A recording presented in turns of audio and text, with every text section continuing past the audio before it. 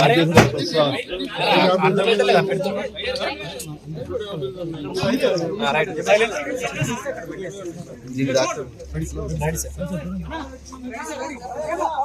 చాలా unfortunate day.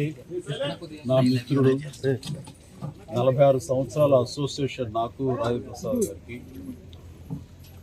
నా బిడ్డలు వాళ్ళ బిడ్డలు కలిసి పెరిగారు. వాళ్ళు చెన్నైలో కానీ ఇక్కడ హైదరాబాద్లో కానీ ఎప్పుడు కలుసుకున్నా ఫ్యామిలీ పరంగా రాజేంద్ర ప్రసాద్ మాట్లాడుతుంటాడు. వాళ్ళ కుటుంబం, వాళ్ళ ఎదుగుదల, బిడ్డలకు, అలాగే మా ఇంట్లో మా విషయాలు మేము చెప్పుకుంటుంటాం. అలాంటిది ఈ రోజున వినకూడని దుర్ఘటన, అకాల మరణం తన ఇంట్లో చోటు చేసుకుందంటే చాలా చాలా బాధ అనిపిస్తుంది. ఎందుకంటే ఆ వయసు బిడ్డలు నాకు ఉన్నారు.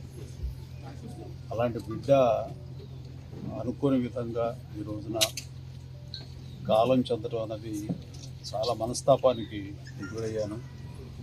ఈ సమయంలో ఎలా తీసుకుంటాడు ఏమిటి అన్నది, ఎలా ఓదార్చాలి అని వచ్చిన నాకు తన యొక్క జీవితంలో పరిపూర్ణమైనటువంటి వ్యక్తిగా ఈ రోజున కనిపించాడు.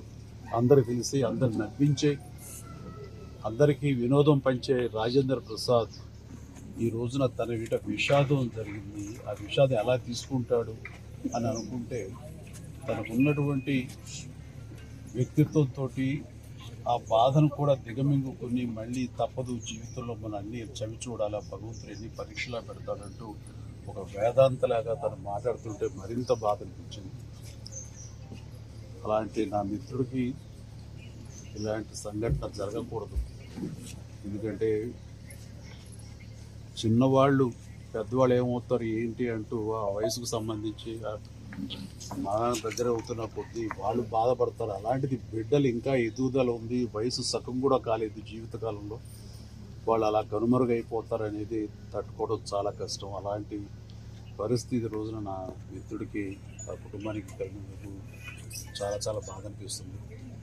అలాంటి నా మిత్రుడు మళ్ళీ తిరిగి త్వరగా కోలుకోవాలని, ఈ విషాదం నుంచి కోలుకొని అందరికీ వినోదం పంచిపెట్టాలని, దైనందిన జీవితంలో ఎంత త్వరగా తను బయటికి రాగలిగితే, తన కుటుంబం ఈ బాధ నుంచి ఎంత త్వరగా బలం చేకూర్చు వాళ్ళు రాగలిగితే బాగుంటుందని, అలా ఉండాలని కోరుకుంటాం. భగవంతుని వాళ్ళందరికీ మనోధైర్యం ఇవ్వాలని కోరుకుంటూ, చనిపోయిన పాపకి ఆత్మ శాంతి కలగాలి.